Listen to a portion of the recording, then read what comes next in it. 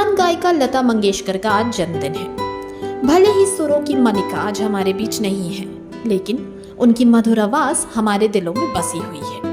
उन्होंने 36 भारतीय भाषाओं में गाने गाए हैं। 1989 में दादा साहब फाल्के पुरस्कार से सम्मानित होने तक वह रॉयल अल्बर्ट हॉल लंदन में प्रदर्शन करने वाली पहली भारतीय है। पर्सनल लाइफ की बात करें तो बहुत कम लोग जानते होंगे कि उन्होंने शादी क्यों नहीं की।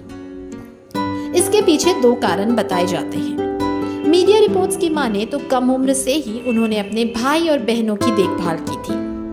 अपने भाई और बहनों की देखभाल करने से लेकर उन्हें उनके करियर में स्थापित करने में वो बहुत मशगूल हो गई कि कभी उन्होंने शादी के बारे सोचा ही नहीं। डूंगरपुर राजघराने के महाराजा राज सिंह एक दूसरे से बहुत प्यार करते थे।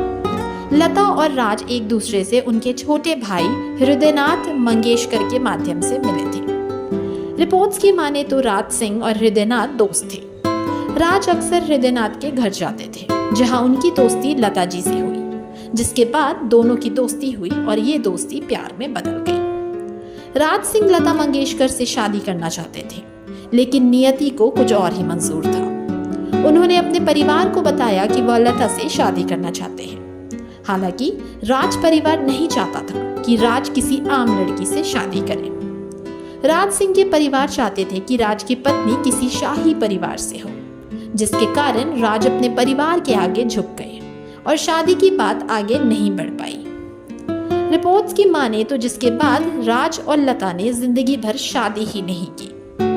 ऐसा कहा जाता है कि जब 2009 में राज सिंह की मृत्यु हो गई तो लता जी उनके अंतिम दर्शन के लिए गुप्त रूप से डूंगरपुर आई थी। हालांकि कभी भी लता जी ने इस बारे में बात नहीं की। प्रधानमंत्री मोदी ने लता मंगेशकर की जयंती पर उन्हें श्रद्धांजलि अर्पित की। उन्होंने लिखा कि लता दीदी को उनकी जयंती पर याद कर रहा हूँ। भारतीय संगीत में उनका योगदान दशकों तक रहा है, जिसने एक चिरस्थायी प्रभाव पैदा किया है। उनकी भावपूर्ण प्रस्तुतियों ने गहरी भावनाओं को जगाया है। उनका हमारी संस्कृति में हमेशा एक विशेष स्थान रहेगा।